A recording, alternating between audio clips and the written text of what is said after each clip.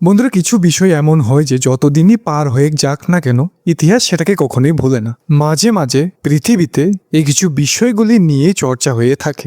এখন অপারেশন সিন্দুর নিয়েও ঠিক তেমনটাই হচ্ছে। এই তো সেদিন আমেরিকা সেনার একজন সিনিয়র অফিসার অপারেশন সিন্দুরে ভারতে দেখানো সেই অবিশ্বাস্য স্কিলগুলির প্রশংসা করেছেন। এখন ঠিক তারপরেই পৃথিবীর একজন বিখ্যাত ওয়ার হিস্টোরিয়ান টম কপার এই যুদ্ধে পাকিস্তানের কোমর ভেঙে দেওয়ার জন্য ভারত যে সাইলেন্ট অ্যাটাক করেছিল সেটার উপর তিনি আলো ফেলেছেন।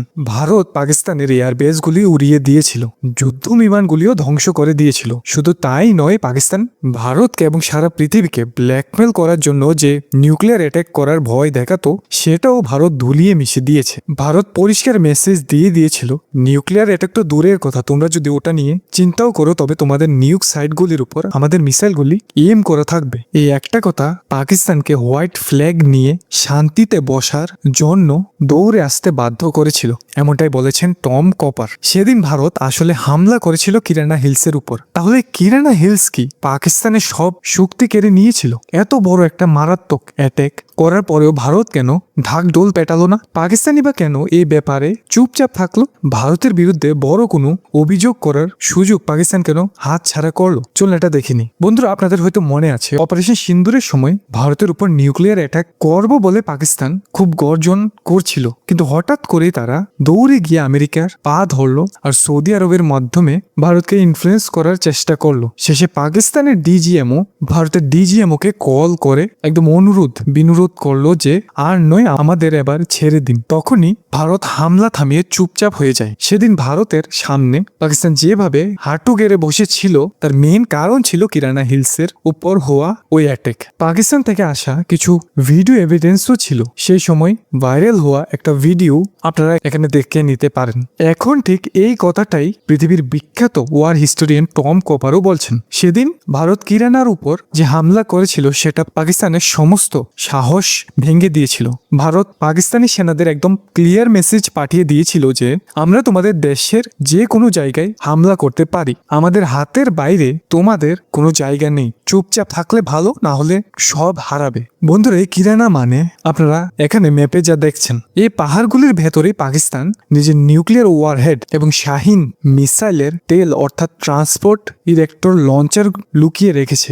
এই পাহাড়ে পাকিস্তান বেশ কিছু আন্ডারগ্রাউন্ড ব্যবস্থা করে রেখেছে, যেগুলো আলাদা আলাদা অনেক পথ আছে। কিরানাতে নিউক্লিয়ার ফ্যাসিলিটি রাখার মেইন কারণ হলো এই পাহাড়ের লোকেশন। বন্ধুরা, এখানে মাত্র 23 কিলোমিটার দূরে সারগোধা এয়ারবেস আছে, সেখানে পাকিস্তান আমেরিকা থেকে আনা F-16 যুদ্ধ বিমানগুলো রেখেছে।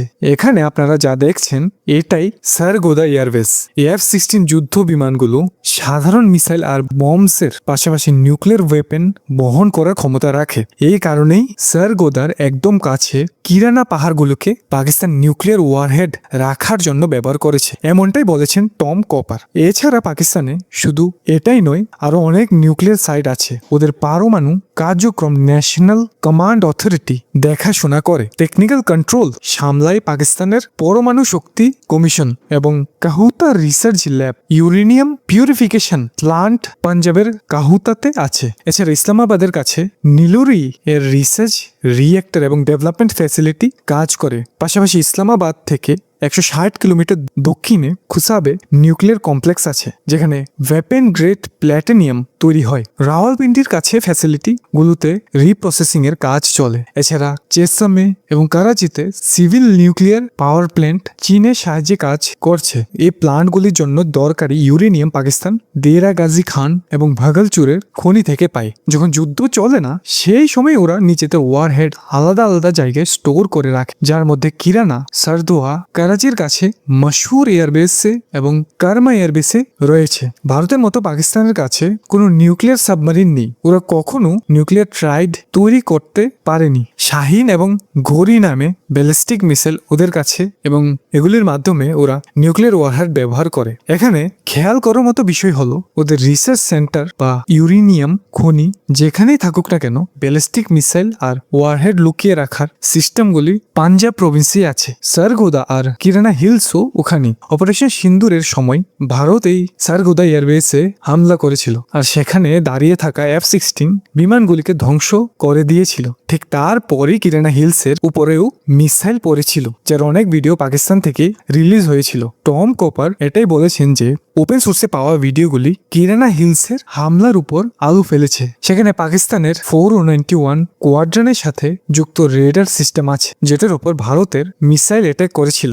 এরপর কিরানা পাহাড়ে পাকিস্তানের তৈরি করা আন্ডারগ্রাউন্ড নিউক্লিয়ার ওয়ারহেড স্টোরেজের যে দুটি মেইন এন্ট্রেন্স আছে, ঠিক সেই গেটের মুখে ভারতের মিসাইল পড়েছিল, এমনটাই বলছেন কুপার। এটা শুধু ভিডিও নয়, কিছু স্যাটেলাইট ইমেজেস এবং পাকিস্তানের ভেতরকার সোর্স থেকে পাওয়া তথ্যের ভিডিওতে তিনি জানিয়েছেন। বন্ধুরা, মজার ব্যাপার কি জানেন? এই হামলা হয়েছিল 10 মে এবং সেই সময় ভিডিওগুলি রিলিজ হয়। পাকিস্তানের সেনা বা ISPR তরফ থেকে নয়, পাকিস্তানের সাধারণ মানুষই এই হামলার ভিডিওগুলি বাইরে এনেছিল। এই অ্যাটাকটা হয়েছিল মে 10 তারিখে। সেদিন পাকিস্তানের প্রাইম মিনিস্টার শেহবাজ শরীফ ন্যাশনাল কমান্ড অথরিটির একটি মিটিং ডেকেছিলেন। সেদিন মিটিং হওয়ার কথা ছিল, কিন্তু একই দিনে কিরানার উপর মিসাইল পড়লো, তাই এই মিটিং আর হতে পারলো না। টম কুপারের মতে ইন্ডিয়া হয়তো ব্রহ্মোস মিসাইল অথবা ইসরায়েলের তৈরি long range air to surface supersonic precision strike missiles কিংবা আমাদের রাফেল থেকে ফায়ার করা যায় এমন ফ্রান্সের স্ক্যালপা মিসাইলস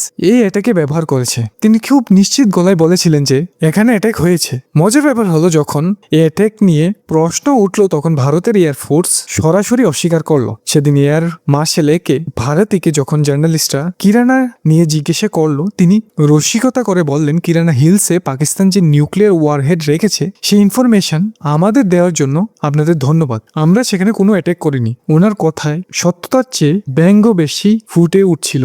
এরপরই কিছুদিন আগে এয়ার মার্শাল নাজিস কাপুর এ বিষয়ে পরিষ্কার করে কিছু বললেন। তিনি শুধু বললেন, আমরা পাকিস্তানের অনেক এয়ারবেস আর স্ট্র্যাটেজিক লোকেশনে অ্যাটাক করেছি, কিন্তু আপনারা যে এলাকার কথা বলছেন সেখানে আমরা অ্যাটাক করতে যাইনি। তাহলে প্রশ্ন হলো, ভারত এই অ্যাটাককে অস্বীকার করলো কেন? টমের মতে ভারতের এই ডিনাইলের কোনো প্রয়োজন ছিল না। সেখানে অ্যাটাক হওয়া এত এভিডেন্স আছে এবং পুরো পৃথিবী সেটা জানতে পেরেছে। সেখানে এত বড় একটা সাকসেসের ক্রেডিট নিতে ভারতের পিছিয়ে আসার দরকার ছিল না। কিন্তু টম তো আর আর্মি অফিসার নন, তিনি একজন ওয়ার হিস্টোরিয়ান মাত্র। একটা আর্মি আর অফিসারদের নিজস্ব কিছু রেসপন্সিবিলিটি আর কন্ট্রোল থাকে। আসলে পাকিস্তান যতক্ষণ ভারতের বিরুদ্ধে ব্যালিস্টিক মিসাইল ফায়ার করেনি, ততক্ষণ ভারত কিরানার উপর অ্যাটাক করতে যায়নি। কিন্তু যখন ব্যালিস্টিক মিসাইল ভারতের দিকে দিয়ে এলো এবং সিরাসের কাছে ভারত সেটা নিউট্রালাইজ করে দিল, তারপর পাকিস্তানকে একটা কড়া মেসেজ দেওয়া খুব জরুরি ছিল। তাদের বুঝাতে হতো যে